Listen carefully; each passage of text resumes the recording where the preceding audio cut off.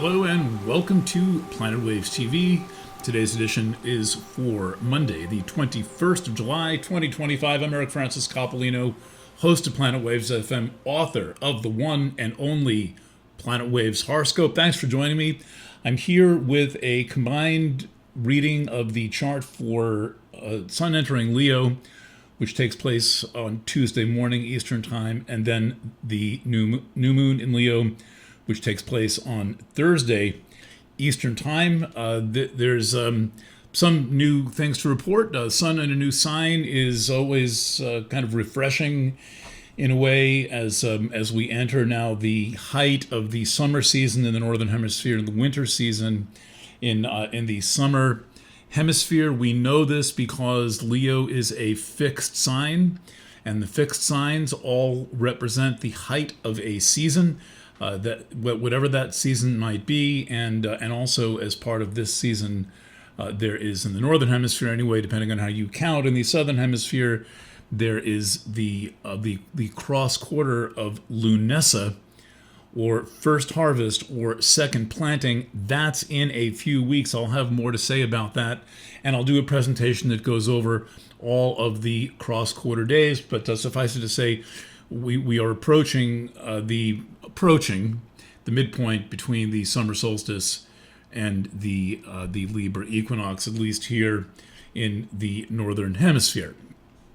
So yeah, it works for the southern hemisphere too. Anyway, I'm tripping over my words here. So let's take a look at these charts. But actually, let me say what happens when. Let's see. So Tuesday at 9:29 a.m. Eastern Daylight Time, the Sun enters Leo. It's currently anaretic or void, of course, in the sign Cancer. Those are also interesting days. The last day that the Sun is in a sign, or the last couple of days, can be very interesting and kind of revealing time. It's a time of unusual possibilities happening, things that are not normally seen as being probable can occur. So I don't know what your Monday has been like, but I always think of the Sun being anaretic or void, of course, that is in the last 2 degrees, or being done making aspects in its sign, as being an interesting opening into things that you might not have considered possible, or might not have considered real or viable. So that means keep having faith. And I'm going to adjust my chair so that the back sits up straight. The one thing I learned from Rachel Maddow, which did not include how to be a truthful video presenter, was you look better in video when you're sitting with your back straight. Hi, Rachel. I used to love you so much. Okay, so let's go to the chart. Let's go to the chart on the not the Jumbotron, but the Minitron. There will not be video of the CEO kissing the human resources developer and director. And why is it always that the person gets in trouble for making out with or making a pass at the HR person? I mean, anyway. Okay, so oops, that didn't work so good. Here is the chart. Okay, so this is my rendition of the chart for the Sun entering Leo. The chart that comes out of the computer looks like this. I haven't really had a chance to mark it up too much, but that horoscope is long since written, so I might not do it. But as you know, what I prefer to do is make my own chart, and I do suggest that you do this. Where am I going to sit here? I'm going to sit here so that it's right. Left and right are kind of backwards in this little machine. Okay, so I suggest that you do this, that you copy charts over, that you use charts as a notation system. The thing about astrology in the digital age is that it is so disembodied that it doesn't even exist on paper. There's no calculations to do. There's no grounding when all you're doing is looking at a chart on a screen. This, by the way, is why Planet Waves offers the chart set.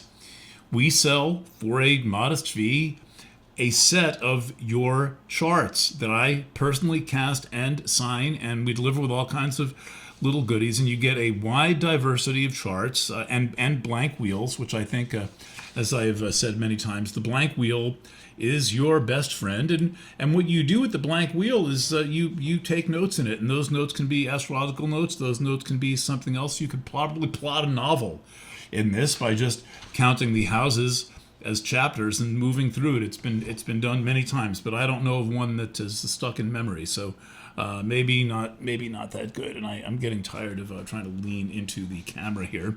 Okay, so this is my my version of the chart. And what we see in this chart is that the sun is in Leo. It's currently, again, in Cancer, 29 and change today. And at the time the sun enters Leo, the moon is in Cancer. The moon is going to be, in fact, the moon is in the very first degree of Cancer. So the moon and the sun are in aspect. It's called a semi-sextile or 30-degree aspect. Now, while we're here, let's talk about that semi-sextile aspect, which no one talks about, and which I've never read a compelling description of. So a semi-sextile is, I'm going to draw it in, so you can see it in kind of a little cleaner presentation. And I don't know the glyph for the semi-sextile, but I'm going to bring it up here a little closer to the camera. That orange line between the moon and the sun, you can see the moon's at 38 minutes of Cancer, and the sun is at 0 degrees and 0 minutes of Leo, and that is an aspect. Now, it's not an aspect that is especially taken seriously, but here's why I think it's so meaningful. Usually, and this is a slight digression, but why not? We're here to teach and learn, experience, and love astrology. Usually, the signs that are considered the most different by astrologers are opposite signs. So that would be like Leo and Aquarius. You know, Leo, the sign of individuals, and Aquarius, the sign of groups. You know, how much more different could you be? One's a fire sign, one's an air sign. How much more different can you be? Well, there's a couple of ways you can be more different. I believe that the opposite signs are actually adjoining signs. They're adjoining opposites are adjoining signs because, first of all, Cancer is a feminine sign and Leo is a masculine sign. Aquarius is a masculine sign and Leo is a masculine sign. But we get a feminine sign and a masculine sign, a water sign, and a fire sign. Additionally, Leo is a fixed sign and Cancer is a cardinal sign. With Leo and Aquarius, it's fixed and fixed. Okay, so then we have let's see what else. Then we have we've got the element is different. It's water to fire. The triplicity is different. It's cardinal to fixed. The gender is different. It is feminine to masculine. And one is ruled by the sun and one is ruled by the moon. In itself, a fascinating study. I think that astrology studies gets too cerebral too fast. It's not enough time spent studying the basic wheel. So I do a lot of that, and it's a fantastic mandala. Okay, so here we have the sun. The moon is in Cancer, and it should be an early. It actually should be. Let's put it there. And then it'll go there. And then it'll go there for the new moon.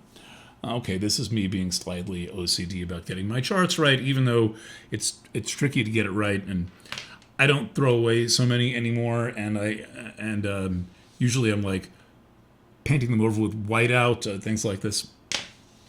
Okay, so this is the ingress chart. It's very similar to the new moon chart. The really important thing now is that the planets, all of the major planets, by major I mean the ones that I personally consider significant, have changed signs with the exception of Chiron and Eris. And Chiron and Eris are making a conjunction in Aries that is a whopping big deal. It is right there. The Chiron Eris conjunction, I have been on about this since 2023. I've got a whole reading about it called Eye of the Centaur. Still a fantastic reading. It's a year old, but it's a little more, but it's still, these old readings are very good. They're very helpful. If you want to learn astrology cheap, that's how you can do it, because I do a lot of explaining the charts in my readings and explaining them in a friendly and engaging way, if you say so. So we have, for example, and there may be a better way to illustrate this. Here's a better chart for illustrating these sign changes. It's a little less busy. We've got Saturn and Neptune, which are newly in Aries. We've got Uranus, which is newly in Gemini. We've got Pluto, which is newly in Aquarius. And we have Jupiter, which is newly in Cancer. And soon we're going to have Mars newly in Libra. But these are the gas giants. This, and this are the gas giants. Pluto, king of the Kuiper Belt, really the Pluto-Chiron system with a total of 6 orbiting bodies. Really an incredible thing. Yeah, you could say it's not a planet. It is its very own thing. It's not a planet. It's the first Kuiper object, but it's one heck of a strange Kuiper object. When you think of Pluto, think of 6 bodies orbiting a common barycenter. 6 points, including the main 2, Pluto and Chiron, orbiting in a kind of a binary pair, orbiting a common barycenter. That means a center of gravity outside of both planets. And so this is a total rearrangement of the life that we're living. And I have been going on and on and on and on and on and on to no end about this whole AI, artificial God, all-inclusive, artificial I, meaning artificial you, issue. That crisis is one reflection of all of these gas giant plus Pluto, plus, I forgot to mention, Sedna is right there. Let's put a little S. Let's put a little S there, so we have a marker for Sedna, which is in Gemini to stay. So this is about a total change in the spiritual environment, in the mental environment, in the relational environment, because it is a complete reevaluation, reassessment, transformation of what it means to be a person and your relationship to yourself, your relationship to existence, and therefore your relationship to all the people in your life. Now, the other day, I saw a video by a very earnest young man who's asking, will AI prompt a spiritual awakening? So I think, as I understand it, the thesis is that, like, really AI is a bad thing, and because it's sort of getting mixed up in who we think we are, it's getting in between us and our relationship with our inner teacher, it's being used by many people as a substitute for God, etc., etc., etc. However, that may be that kind of like crisis will prompt a spiritual awakening. But I say, a spiritual awakening among who? When someone asks that kind of question, it would be, when are all of us middle class people who drive cars going to wake up? And will we all wake up together? And is this some kind of an ascension metaphor? Personally, I think that that is a ridiculous question. The only spiritual awakening that you need is your own. That's it. Nothing else matters. And you don't need other people to say, oh, I'm waking up too. I'm waking up too. You can wake up too. Let's wake up together. Let's wake up together. I don't think there's ever been is there ever a time when that happened? And if there, please put it in the comments. And if there was a time when that happened, what then continued? I have difficulty assessing group initiations of any kind. I don't mean the whole society having a spiritual awakening. I mean like any time when any group of people experienced a kind of a collective awakening together. And I realize this might happen in families. It might happen in very small companies.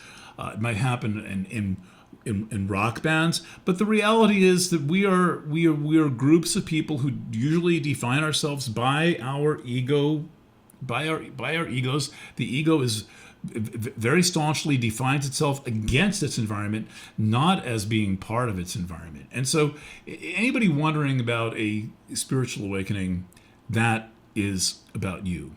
There's a lot of people waiting for the second coming of Christ. A lot of people waiting for the second coming. A lot are also waiting for some form of Armageddon. They're waiting for some form of cataclysmic destruction.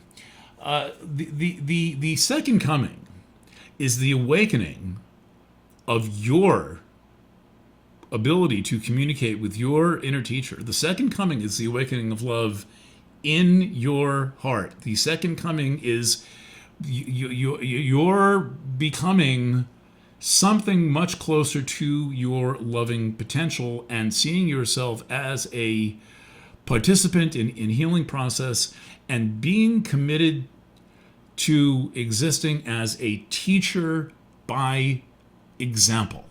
A teacher by example. The words don't matter.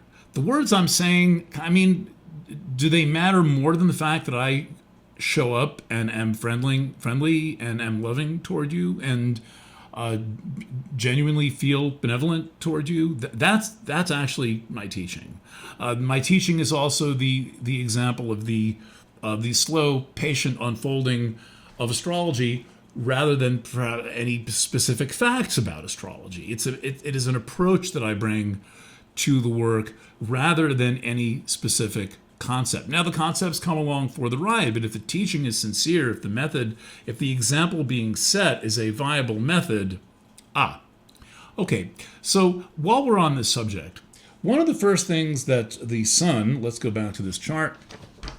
One of the first things that the sun in Leo is going to do is, this is me looking around. I've kind of made a little bit of a mess of my desk. One of the first things that the sun in Leo is going to do is it's going to make an opposition to Pluto. Now, Pluto in Aquarius is something we're going to be living with for another 18 years. It's going to be there for a while. That for some people, that's going to be the rest of their natural lives. For young people, that is going to be an era so long they will not remember very much about when it began. And when it began, we went into this whole artificial artificial God, all-inclusive frenzy of bullshit software applications that aren't really good for anything except kind of advanced search. And if you're an artist, if you're an artist, not if you want it to be an artist, there are some very useful tools. I'll do a video about that soon. But like taking drugs, like smoking weed, that relies on your creativity. Without your creativity, nothing actually happens. So, back to Sun opposite Pluto. Sun in Leo opposite Pluto. That's going to take place around immediately. Like it's going to be taking place over the next 24 to 36 hours. And the new moon, where did that chart go? And the new moon chart, it's the same chart. And the new moon chart is Moon, Sun opposite Pluto. Okay, so here we have an expression of, there's contrast between the individual and the group in this. There is the individual being Leo and the group being Aquarius. And Pluto in Aquarius remains something of a cryptic black box. I think that it is much of a cryptic black box as all the techno bros who are foisting trillions of dollars worth of software applications that they call AI, meaning artificial I or artificial God or all-inclusive, is a black box. Day after day on Ice 9 News, which I'm editing with Sean Boyle and Liz Shepard, day after day, we see articles about nobody really knows how this works. They've created this thing, they don't really understand how it works. And that's why you get such weird things. And the reality is that it is sloppy, it is messy. It has attempted to scrape the entire internet and all of its social media posts and all of its articles, true, false, or indifferent, good, bad, or ugly, all of its tribalized, racist clan sites, and everything has gotten everybody's conspiracy theory. It's all gotten swept in and into this thing that what it does is really it synthesizes sentences. That's what it can do. It can give the illusion of writing a sentence. And so that black box of how that does that has got a lot to do with Pluto and Aquarius. And I think there are going to be three main phase states of Pluto and Aquarius. One is the individual versus the group. That could be Sun, Moon, Leo, opposite Pluto and Aquarius. Second could be the individual awakening within the group and attempting to, or by some kind of alchemical process, changing the nature of the group. And occasionally this happens, and occasionally, very rarely, again, I have no good examples of sustained collective awakenings in a group format. I would ask if you can think of any, put them in the comments or write to me at efc@planetwaves.net and tell me what you think they are. The third thing Pluto and Aquarius could be about is the total domination of the individual by the group. Now you could say, well, that doesn't really happen very often, except in 2020 and 2021, when it was happening like every 5 minutes. So I think we're getting a proving moment of Pluto and Aquarius with the Sun opposing it, and this is the first time when Pluto's been in Aquarius to stay that the Sun has made an opposition to Pluto. So Pluto's not making any more retrogrades back into Capricorn. It's here to stay in Aquarius, and the Sun and Moon are going to oppose it for the first time in this now officially having arrived in the Pluto and Aquarius phase. And, though I do this myself too, I wish astrology would do a little bit, I tend to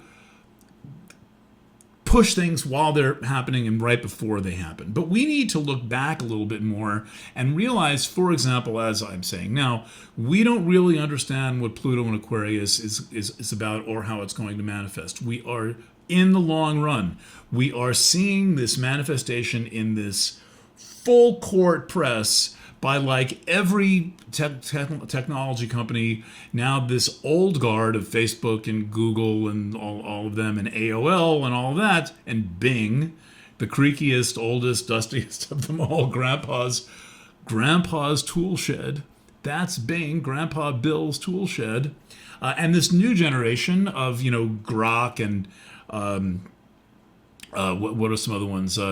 XAI, that's kind of old guard. For example, ChatGPT, that's new. There's a bunch of others. I can't think of them on the fly. I don't have their names tattooed in. But everyone's trying to push this at us all at once at the outset. And this is very important. And something else important to recognize that here at the outset, I've drawn it in. We have Pluto in Aquarius trine Uranus in Gemini. This is any meeting between Pluto and Uranus is important. Including the semi-square in the 1980s. There was a spell in the 1980s that had a very 60s-like flavor. There was that thing where it was like a 60s, 80s thing. We're talking about like 1986, 1988. I forget exactly when it was. I was pretty much 86 to 88, where Uranus met Pluto in a 45-degree angle, similar to the square. The square actually happens in 2011 and 2012. But any meeting is significant, and here we have the trine. The trine tends to open up the flow of things, and it represents opportunities that will be lost if not taken. So you can see why they're trying to gain ground now. All these bros are trying to gain ground now. I'm not saying they're consulting with their astrologer. I'm just saying they know what time it is instinctively, intuitively. And the thing, I think the most significant thing to remember, and I published a timeline about this in a book called The Awa. If you'd like it, it's available. Again, anything I mentioned that you're interested in, either efc@planetwaves.net or cs@planetwaves.net, we'll send you the purchase code for that. But in the Awa, the last thing I do in this book, written in October of 2024, is I give an inventory of all that happened the last time that Uranus was in Gemini. And it was the birth of modern computer science. Turing, the inventor of the Turing machine, the thing that I'm talking into right now, the Turing machine, which later became known as a computer, went from analog to digital in this era. Applications were invented, mainframes started to take form, and basically between 1941 and 1949, computer science went from like 0 to 100 miles an hour, pretty much leading to a state that existed right up until the time of the personal computer. I'm not sure, I just saw a video about the microprocessor. I'm not sure where Uranus was at the development of the microprocessor. It may have been earlier on. Anybody know that for 25 cents? When was the microprocessor invented? But my point is that Uranus in Gemini is about the rapid advances in computing technology, also in communications technology. And the fact that it is connecting with Pluto very early in its career is to me perfectly describes this massive, sudden onrush that we're experiencing now. And Sun in Leo and Sun, Moon in Leo is going to be talking to this whole shebang. This is the Cancer chart for Easy Does It. I'm going to talk about that. I'm going to shut up and talk about that in 1 second. So we put the Sun and Moon in Leo. It's talking to Uranus, Saturn, Neptune, Pluto. It's talking to Sedna here. It is going to raise the volume of the whole conversation, and then it all comes to a head in the range of August 6th through 11, when Mars reaches the opposition point, enters Libra and reaches this opposition, and Mercury goes direct. Okay, let's push the money button. I am doing a project called Easy Does It. Easy Does It. This is the 2025 mid-year reading from Planet Waves. Planet Waves being me. It is. I have been working to invent a new form of a written reading. There are really two forms of written readings that I do. Horoscopes that are in the 150 to 200 and 300 word range, out to the annual, which is usually about 5,000 to 6,000 words. This is some intermediate level summary. Eris is done. It's at about 1,700 words. Do you care? That's about 5 pages. What matters is the quality of the writing. And what I'm wanting to do and trying to do and actually doing is inventing a succinct long form. This is available for pre-order now. We will end with the Easy Does It card so you can see what it looks like. You'll know. You can see, and it's going to be beautiful. And it's written and hybrid with video. So I'm going to sit right here, right in this chair, right in this studio in the Harshaw house with my friend Chris is painting behind me, and I'm going to do these half-hour readings. Why do they matter? They matter because you're probably feeling confused and disoriented. You're likely to be feeling a little bit like, who the fuck am I and what is happening? And if you're in that state, if you're in this confused state, feeling dislodged from yourself, feeling dislodged from purpose in any way, feeling any form of bitterness or disappointment that your life hasn't worked out the way that you want it to work out, or you don't know what to do at this juncture and everything's so confusing, I've got stuff for you. This is what I do. This is why I do astrology. And I used to not like to say that that astrology is as good as therapy. The problem is that for the most part, my astrology has gotten better, and the therapy has gotten worse, so that no longer works. The astrology I do is worth multiple really good therapy sessions. And if you get all 12 signs, you can work your way through it over the course of a month or two, and it is ongoing reassurance, mapping out, reorientation, and the introduction of thought forms that will help you ground in who you are. Whatever else I may do in life, whatever you may know about me, the one thing I'm really good at is being me. I mean, I'm really good at being me. And I think that if I set one example, it is the example of being me. And I would love, just as an earthling, for more people to feel confident in being you and to be willing to experiment and take the risk, because it is an experiment and it does require a risk and it doesn't always go well. And yeah, you can piss people off by being yourself, but what else are you going to do? You're going to go along with the tribe? Are you going to do the digital tribe thing and kind of like hide inside of a tribe? That a fake tribe, a granfalloon with no actual affinity.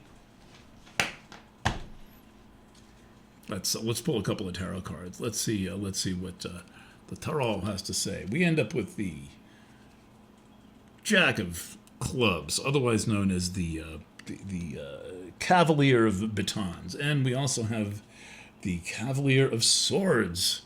Oh, and they're going toward each other. And let's do one more. We have the Empress. Okay, and just for fun, while we're pulling cards, this is one of my favorites of all decks.